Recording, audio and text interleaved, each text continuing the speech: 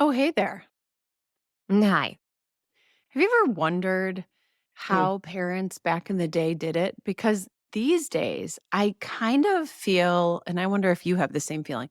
I mm, feel like educators, schools, et cetera, they just kind of think that parents don't work. It's like, I'll get a call. Hey, Morgan, can you drop off a bag of pretzels today? I'm like, what?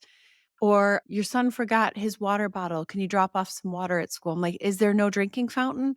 I don't even understand. Then they send out 9 million dates like we can just all of a sudden be there. I mean, I appreciate the fact that we as parents are really into our kids' schedules and all that stuff. But gosh, I feel like sometimes it's like, I'm not in school. I already went to school. Stop calling me for stupid things. I'm not at all into my kids' schedules. I hate spirit weeks. I think they're so obnoxious. I just got an email this morning while I was filming. I was filming an ad for a client and I get a little ding on my phone saying, "Reminder, Friday is crazy hat day. Please send your child to school accordingly." What? Crazy hat Mhm. in my spare time, now I've gotta find a crazy hat. Yeah, I got that's news for it. It's you. like, It's not happening. huh? Yeah. I love the ones too where they're like, they should wear their shirt, the one that came home last fall. And you're like, the shirt that came home last fall. You're like, one, I have no idea where it is. Two, did you maybe wear that yesterday and now it's dirty and stinky? And now I don't even have time. You're just going to have to wear a dirty shirt. I don't even know what to do with you. I think what gets me even more than these, like, ideas that are sent home from the school are the parents who are, like, all on top of it. Like, the Oh, parents yeah. that make the rest of us feel bad Hmm. because on the day when the kids are giving, like, speeches in their classroom, they send their kid to school in a fucking three-piece suit and a goddamn top hat and a monocle, looking like the Yeah. fucking planter's, nut guy, and my kid is standing there in an Under Armour shirt looking like Tuesday's trash.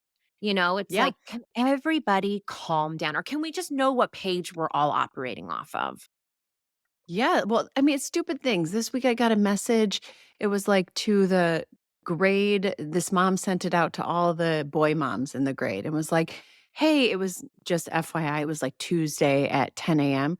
Hey, we have a PTA vote coming up at 11 a.m. and we need 6 parents to be there in order to take the vote. So if anyone can just like stop by, I'm thinking to myself, number one, no, you can't just stop by. Number two, you're shaming people for going to work because we can just stop by. And so stop Yeah. sending us messages about it, right?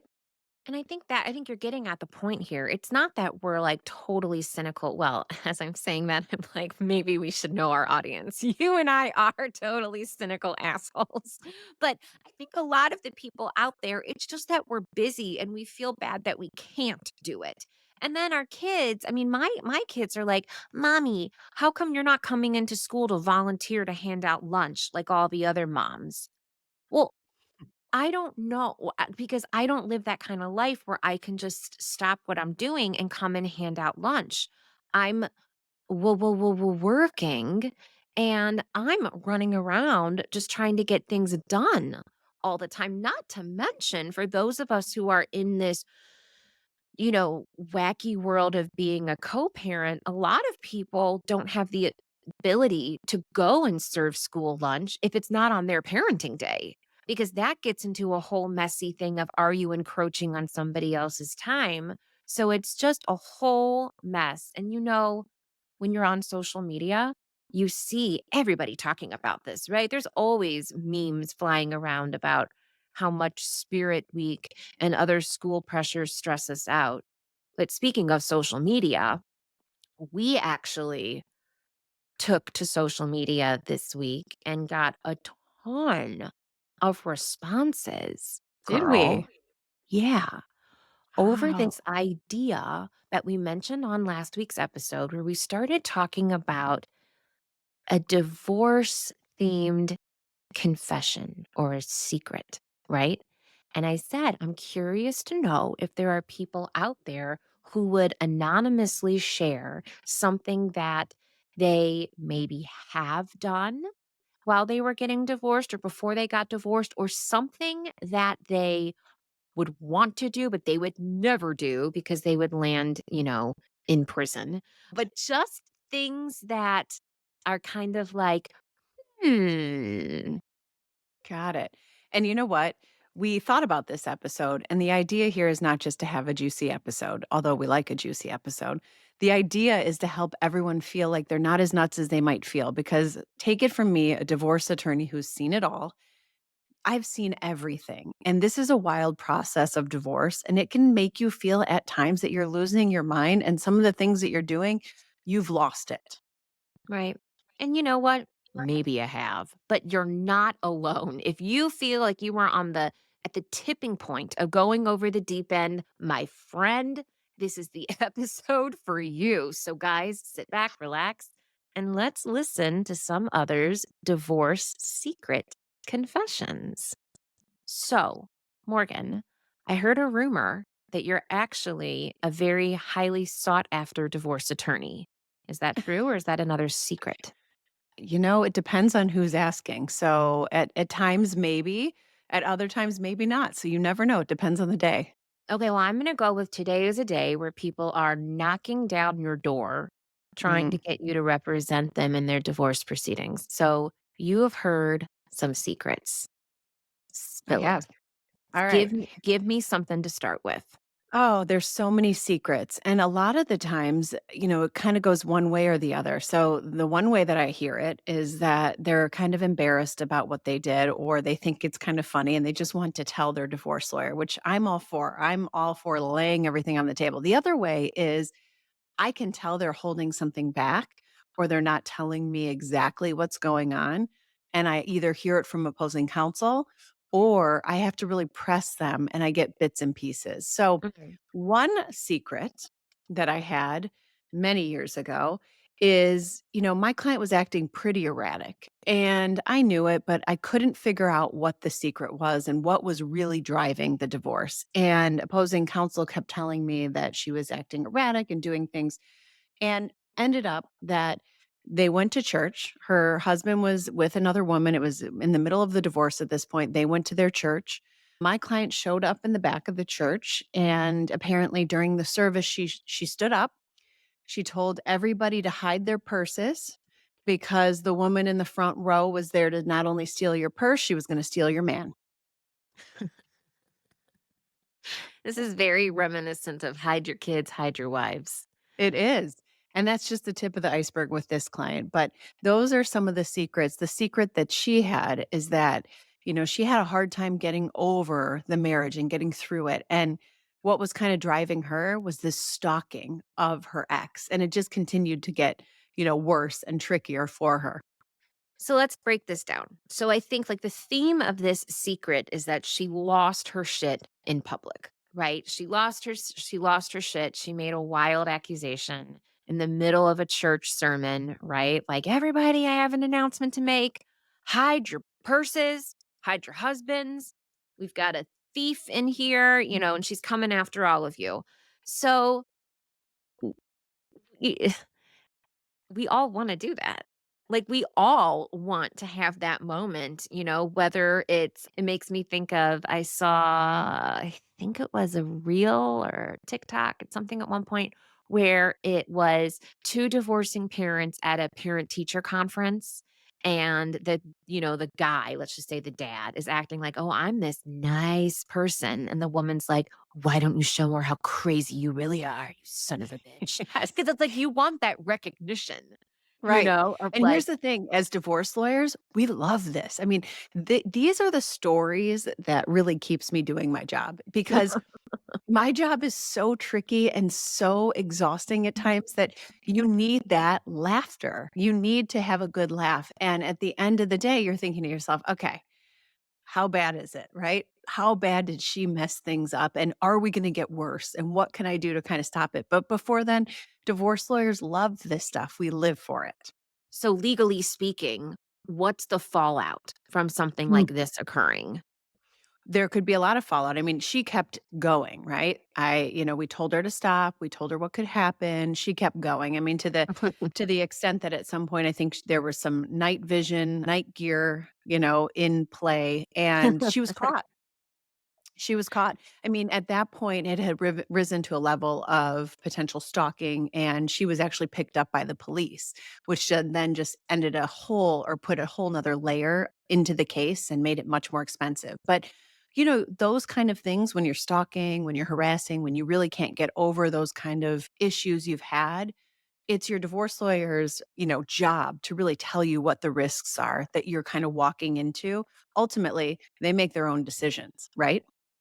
Well, let's talk about stalking because I'll tell you, we had a lot of people write in that were confessing either they had done some stalking or they want to do some stalking. So, this could very well be like a state to state thing. But what are legal repercussions, if any, in a divorce case if you're caught stalking? And by stalking, let's just say that it's, driving around trying to catch her with the boyfriend Yeah. or, whatever it is. So I have a lot of cases where I don't, and I think it is state to state, but it also is like factual. So, I have a lot of cases where maybe, let's just put it Brenda and Chad, right? We think Mhm. Chad's cheating on Brenda. Brenda calls up her girlfriend, Sarah, and says, Hey, I think Chad's out with, Donna tonight. I love these old school Donna, names. I just got to Donna. keep going. I'm going to keep going. So, anyway, Sarah comes over to Brenda's house. Brenda and her get in the car and they think they know where Chad and Donna are. And they're going to drive around and try to snap a few photos or videos and get that gotcha moment, right? Mm, That probably wouldn't rise to the level of stalking. You're trying to figure out where your husband is and what's happening and whether there's cheating going on, etc. I mean, my client that I told you about, I mean, that was a level that was a little beyond, and the police thought so too, right? So mhm, that's problematic. What can happen if you kind of cross that line? A lot of things. Number one is an order of protection. That would be the worst thing, or a restraining order of some sort. You mhm, don't need that in your case because it's not only just another legal battle you have to fight. Now you maybe have tainted the judge who really truly is supposed to potentially decide your case in a fair manner. And if he knows you're the town, I mean, I remember a judge calling the other side once. We had a huge battle. It was all about stalking and doing crazy stuff, and the judge called him the town lunatic in the middle of the case. She said, "Sir, you are the town lunatic." And so if a judge that's deciding your livelihood and your fate is calling you the town lunatic, you've got big problems. because you never want the judge to look down on you and think that you are a nuisance in their courtroom or that you're just not credible because it takes everything else that you're saying down several notches. Yeah, I The agree. town lunatic is probably not awarded all the things that the town lunatic thinks that he or she should get. Am No, I the right? town lunatic in that case got hammered by the judge because the judge was sick of the games. And I, as a divorce lawyer, again, these are the stories we live for. That case, the secrets in it were unbelievable. But it took everything in my being to have that poker face. I think all Yeah. divorce lawyers have to have that poker face.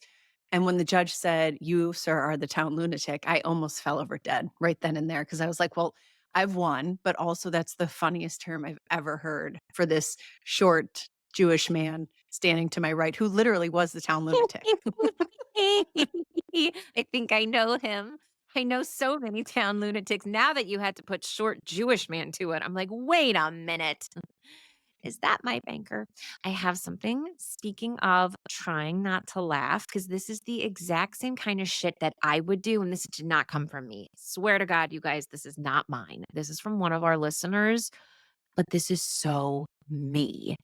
This genius woman had access to her ex-husband's, like, garage, like, remotely, she could open the garage door, and just to fuck with him in the middle of the night, she would open the garage door just to freak him out, like, over and over again, and it took him months to figure out what's going on, and I'm picturing, like, this going into court, and he's like, "Your Honor, she's opening my garage," and she's like, "But then I'm closing it again." Like Obviously. I mean, those are the things that make us laugh, right? I mean, that's hysterical. But again, kind of harassment, maybe funny In a once or twice. very, And you don't want to very get funny caught. way. Yeah, you don't want to get caught doing that, right? I mean, ring doorbells are not your friend in that kind of an instance, because you're probably No. driving through by and clicking something. It's kind of funny. I mean, I think that listener is pretty funny. Okay, another secret we got, which thank Mm, you to our listeners. I mean, you guys were so forthcoming on your secrets. And this is one that I get a lot of, honestly. mm. It's the listener that came to us and said that she ratted out her ex to the feds. Talk about juicy. Yeah. I mean, I have to say, in the time that we've had this show, we've had a lot of people. I mean, you do this professionally. I just, play a podcaster on TV, but we have a lot of people who message us about some illegal things that their spouse is doing. And then they're kind of left with this moral dilemma, and maybe not just moral dilemma, but also, is this going to help my divorce case? Or Do heard I it. rat this person out or not? So now I'm going to turn this to you. I mean, what do people, first of all, I don't, we can't tell people what you should do and what you shouldn't do because I don't want the feds after me. But what do you typically see, Morgan, when somebody is contemplating? Like, I know about some illegal doings. I'm assuming it typically has to do with money. What do I do? Most of the time, people think they know about illegal doings. And divorce lawyers are not criminal attorneys. We're not, in bed with the feds. We're not talking to the feds. We want usually nothing to do with that if we can avoid it. So what usually happens is your client comes to you and they say, "I think my spouse is doing something illegal. Here's what I think." A lot of times it has to do with money. A lot of times it has to do with maybe non-payment of taxes, those kind of things. As an attorney and as a divorce lawyer, our biggest concern is number one, protecting the client. So it's super important to know kind of what they think is happening. Make sure that if it's a tax related issue, that maybe we have to do our due diligence on the side to see if there are taxes owed and who's going to pay those. I mean, I never would tell anybody to try to skirt the IRS. It's a horrible idea. Not, it's better to be above board at all times, which is what I tell all my clients. Be honest, be truthful, pay what you owe. You don't want the feds or the IRS coming against you. And the other thing that I would say for people to really understand is that it all sounds like, great, right? I'm going to turn them into the feds. I can't stand my ex. I'm going to turn them into the feds. Let's just say, for our purposes, that maybe they did something wrong. Well, one thing you have to be careful about is, does that implicate you as well, right? Because you kind of have to be careful with what you wish for. And a lot of times, if you're married and it's a tax problem, you could have liability there. It's not very clean cut. So I always caution my clients about going, to make that call to the IRS or go to the feds, because I always think to myself, well, guess who that spouse is going to turn on first when the feds come a knocking? It's going to be you. So are you pulling yourself in too? Okay. So here's what I want to know. So you suspect it. And I know we talk about this all the time. A lot of times in a household, one person is kind of in charge of the finances. Somebody else really might not be aware. And yes, they're signing the tax return, but maybe something, and I'm just hypothetically speaking here, something tipped them off after the fact that there's something not right. What what do they do, and what is the process like? Because, the first thing you said is we're not criminal attorneys. If someone if somebody presents you with this, does the divorce attorney give them legal guidance, or does the divorce attorney say you need to speak to somebody else about this matter because this is out of what my jurisdiction, and if there is going to be a criminal case, that's going to blow this whole thing up. Yeah, that's a great question. I, as a divorce lawyer, hate speaking in generalities. I like to speak in specifics. I like to know the evidence. I like to know what the numbers are. I don't want to speak in, well, I think this is criminal, or I think that we owe the IRS. I'm like, how much? So Mhm. as a good divorce lawyer, The first thing that I do when I hear these allegations or these concerns is start building a team around us. And that might include a new tax accountant. That might include an expert in forensics. That might include a tax lawyer. That may even include at times, sometimes I consult with former US attorneys who worked for the feds for a long time and now they're at a big firm because I want to know what possibilities could come to haunt my client and I want to make sure that we do the best for them. And if it's not in my wheelhouse, I get someone on our team. Okay, two more questions about this because I feel like we're starting to open up a topic that we could probably offer some more knowledge on. If somebody is listening to this episode and they're like, oh man, I thought I was just listening to this one for entertainment, but now you're bringing up a topic that's hitting a little too close to home. Do we recommend that they do any digging into this prior to talking to their attorney, or do they simply go to their attorney and say, I don't have evidence, but I have a weird feeling? And then do they let the attorney guide them? That's question 1. Question 2, because this is a two-part. If somebody is if somebody went the budget route and hired a smaller boutique practice and there might be something bigger here, would that be a situation where you would say you probably want to switch and go with a larger firm that has the bandwidth to handle your case? Okay. So the first question is, do you do your own digging or do you bring it to your lawyer? I always say bring it to your lawyer first because if you do your own digging and you dig wrong, I'm talking about criminal issues, right? That or anything related to that. You could be implicating yourself. We want Mhm. you not to do anything. We want you to talk to your lawyer or talk to the lawyer that's appropriate for whatever your concern is.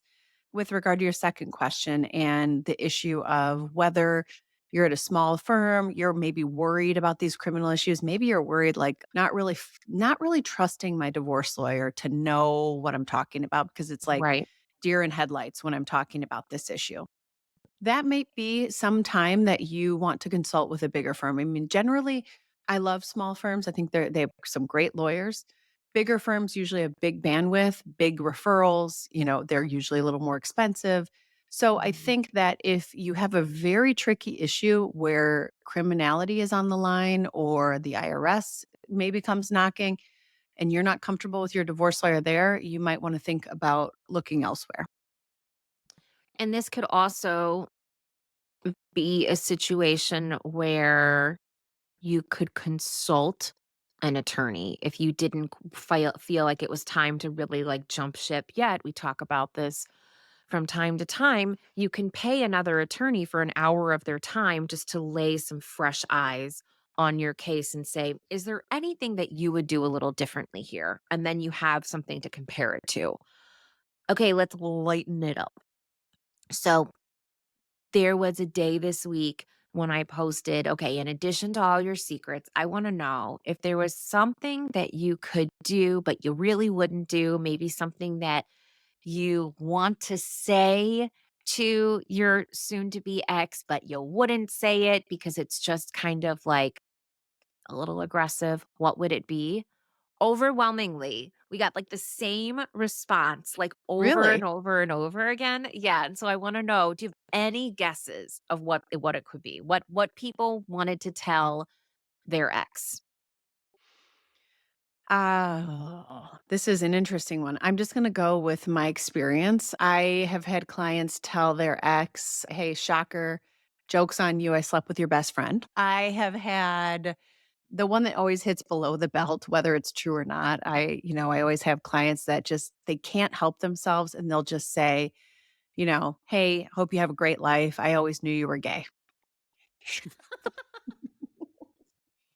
I had one client that I think we talked about over 2 hours about the fact that he wanted to send a whole note to his ex about the fact that he knew she was gay, she was never in the relationship, and he wanted to alert all of their friends and family to that, and I spent about 2 hours talking him out of that, but those are 2 things that come to mind right away. Again, these things happen almost daily for us, so what was it? Give it That to me. poor guy, I'm thinking about that poor guy getting his invoice from your office to see how much money he spent on you talking him out of that letter.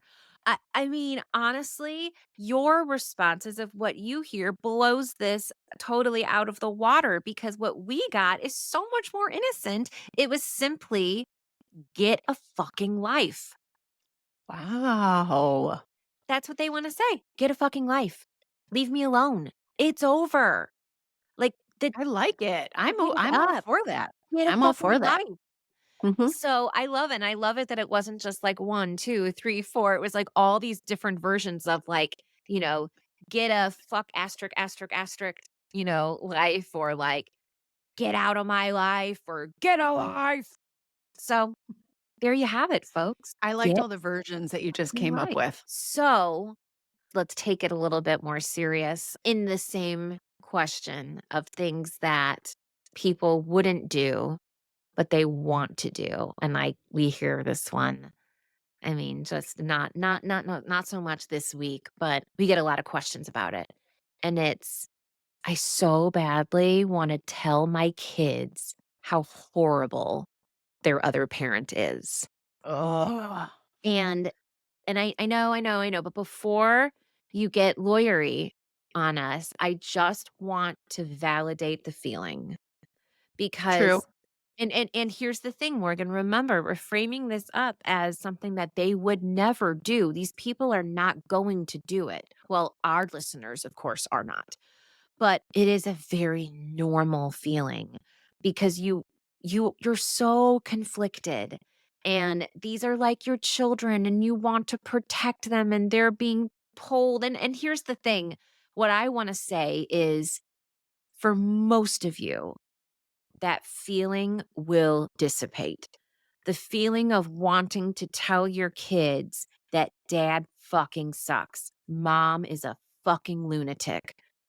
That will go away around 5 to 6 years afterwards, but you can never take back what you said to your kids. They will remember that forever. Now, Mm. get into the legal side of it, Morgan. Ruin everybody's day with what I'm not going to ruin everybody's day. I'm going to tell you that what Andrea said is true. There are so many people that want to do this. And my advice is never to do this for many reasons. But I want to share one story with you. I had a client that wrote out I was a guy, he wrote out a three-page letter to his children Mm, about why they got divorced, what had happened during the divorce. It was really pretty blaming mom for the divorce, and mom, kind of stepped out of the marriage and wanted to end it and kind of blindsided dad, and he felt pretty upset about it, and he kept getting questions from the kids about like, "Why can't you and mom get back together? Why can't we live in the same house?" And he was so frustrated. He just wrote this three-page letter. yeah. And we had so many conversations about sharing it. He was like, "Well, I'm gonna share it right now." And I was like, "Please don't do that. There are so many reasons why I'm advising you from what the research has shown to legal issues to again, credibility in front of the judge, there's so many reasons why we say don't do it." But then he said, "Okay, fine. I'm going to wait till they're out of college." I said, "Don't no, don't do it then either. Don't do it." But you're right, Andrea. Even if he held this letter and college, let's say, was like 12 years away for these little kids, by then, time does heal a lot. And I do suspect that he would feel much different at that point.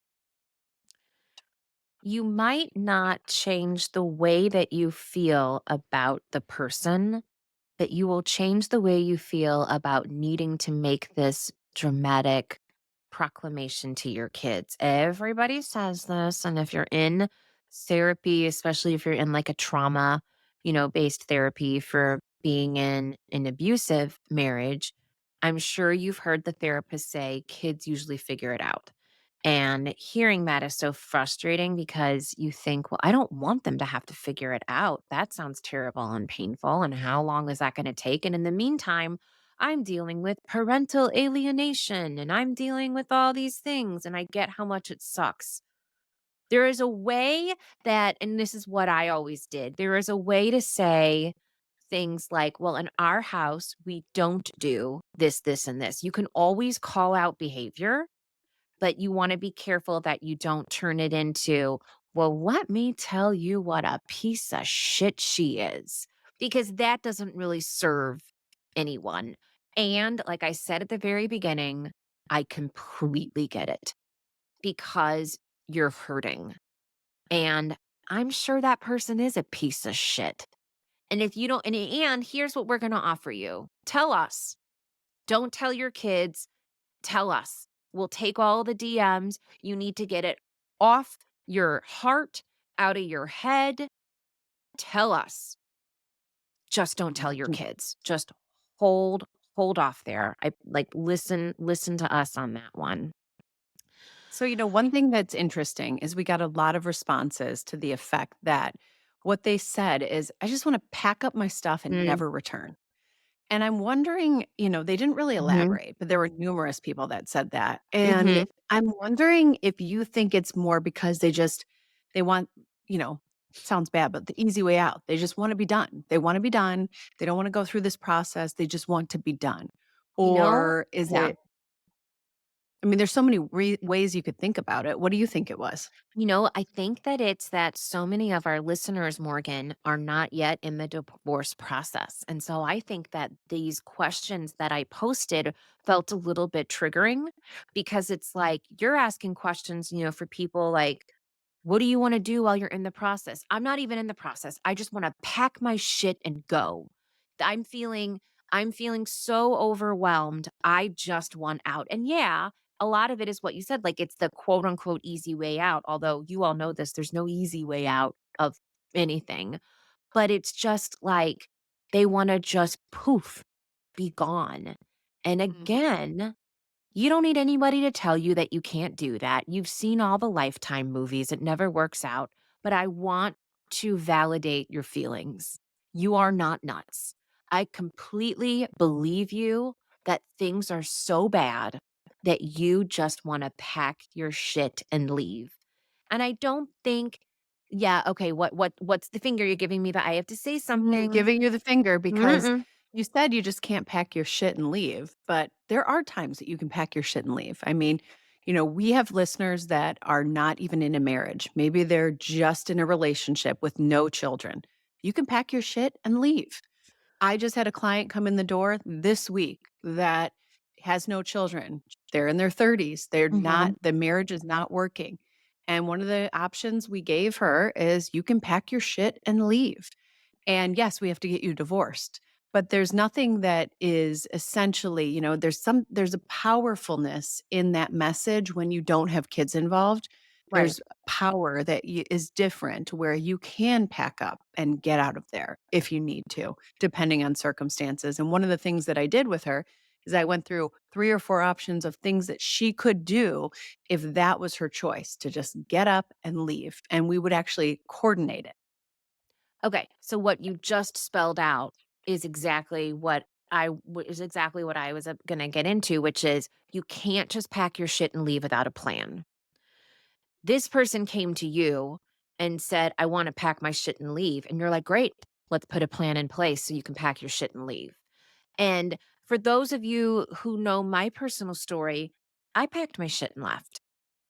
I packed my shit and left with my kids, which is a very complicated story that we'll get into another day, and I did it with a plan. You typically don't do what I did, but when you have a plan in place, it is you you're nothing without a plan. I mean, you absolutely have to have a plan. So again, I will validate that feeling of I do not wanna go back home again tonight. I don't wanna deal with her shit. I don't wanna deal with his shit, or I don't feel safe. And that's another thing. You have to really know what does I don't feel safe mean? If you are actually unsafe and your children are unsafe, then you take immediate action to make sure that you are safe and you get a plan. Mhm. But for a lot of the people who fall into that category of, well, I wouldn't say that I'm quote unquote unsafe. I just can't stand the bitch anymore. We get it. I mean, like we could rename our podcast Can't Stand the Bitch Anymore. And it's a very normal thing. So know that you're not crazy for wanting to pack your shit and leave. Andrea, a few other people, and I want to get to your secrets because I think our Mm, listeners also want to hear about you. But a few other people wrote that they want to catch their ex spouse in the act. And the act for them meant, whether they were cheating. One person said they almost wanted to catch their spouse drinking and driving, which was an mhm. interesting one. There's a lot of things that they want to catch them on in the act that I think, and just knowing people's psyche and doing divorce, I think that they feel like if they catch them in this act, one, it could bring closure for them, which is pretty normal in a divorce. Sometimes you need that closure. The other thing is sometimes they think it's going to give them leverage in any divorce case in the future. So I can assume that that's what they're thinking when they're saying that they want to catch them in the act. Right. And I think this is a little different from what we talked about at the top of the episode about stalking. This is really more other means of discovering that there's something going on here. And, I guess depending on what state you live in, if you're in a state, like Texas, where you're not, we've got fault going on here, and possibly finding that somebody's been having an affair and using marital funds and all that kind of stuff could do something. I get it. But I think we talk about this from time to time, but you have to consider the emotional tax. If you have a lot of money at stake and it's really, really going to make a big difference, then fine, roll the dice. Catch them in the act. But what I'm more concerned about is, are you really going to feel better? Are you really going to have that like moment of, and now I know I feel healed. I don't think you will. I don't know, but I feel like that doesn't really make anything better. And I think the emotional tax that you will pay on that will be much higher than the gain. Legally, I also want people, and I caution people, I say, what is the upside in doing this? And we walk through that. Is the upside worth it to you? Do you need this to move forward? Those are questions that I ask clients when they want to catch their spouse in the act. All right, Andrea, you Mhm. promised that you would share your dirty divorce secret. So here we are. We're at the top of the hour. We're ready. Well, I want to ask you, you know me quite well, and you've heard a lot about my story. Do you have any inkling about what my divorce secret would be? Mine is more pre-divorce. Mm. Well, I was thinking, you always talk about your background in music and the ridiculous things you used to do to your high school teacher. I almost feel like you would do something more remedial, right? Like it would be like TPing your own house, like singing show tunes at the top of your lungs just to annoy your husband. Like those are things I think of when I'm thinking of you and your what you do. Okay. So I've done all of those, but those are not secrets. Those are things that I proudly stand by. All of those bits. You name it, I did it. I mean, I have tons of embarrassing things that I did, but my divorce secret is actually something much more vulnerable and personal and kind of really sad. And I decided that I would share it because I'm going to be brave, and I'm going to talk about something that I don't often talk about because I think that it will help other people. I'm So, excited. I had a very lonely marriage, and I didn't have a romantic connection with my husband. He did not have a romantic connection with me. And I fantasized about having an affair. And I never did, but I so desperately wanted to have someone who loved me. I so badly wanted to have somebody who would find me physically attractive because my husband did not. And it was something that it was truly starting to eat me alive, and I never did, for the record. I certainly thought about it, and at times, I think I came really close to acting on it, and so whenever somebody comes at me with this, like, "Oh, you can't do that, that's wrong, that's right." I'm like, "There's no wrong and there's no right. I'm sorry. Our lives are 50 shades of gray minus all the kinky sex." Like, that is just the way that the world is. But I was in such a sad place with so much pain that I think I was a shell of a person, and there were so many other things that were going on, but that's something that I don't often talk about because I think it's embarrassing. I think it's embarrassing to admit, oh my God, every time I'm like, now here come the tears, but it's embarrassing to admit that I was that lonely. Mm, thank you for sharing. I know that was very vulnerable of you and definitely much different than TPing your own house. No, but it's like and, like, everyone knows this, anyone out there who's, like, another funny person. We do all these funny, silly things because we're usually hiding a lot of pain. So I wanted to share that because I think it's really important that people know all of these fucked up, crazy things that you want to do, it's probably because you're feeling something really not so funny and pretty on the inside, and that's Mhm. okay too. And you're not as crazy as you might think you are, and this whole season, season 6, I think we're in of this Fakakta show, is all about 5 years from now, you will be so different. And that is exactly my story. It comes at a beautiful timing because I am at now 5 years out, and we're gonna share more about where I'm at later this season. But you won't feel this nuts. It won't be this bad.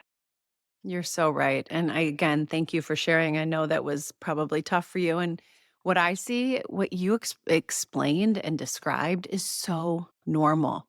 It's so normal when you feel so lonely to have that want, that you have that connection with somebody, something that cares about you. I mean, that is just so normal. And listen, if you're out there and you're thinking, gosh, that's me, or wow, that sounds pretty nice to have somebody who cares about you, you're not alone. And divorce, if you go down that road or you're in the middle of that road, it is a marathon. It is not a sprint. It could be day by day. Sometimes it's hour by hour, but you will get through it. And when you are 5 years out on the other side, you will be potentially better than you are right now. And I know one thing, you will be okay. That is exactly right. So, you're not crazy. You are not alone. Listening to this episode should remind you that we all have these wild thoughts.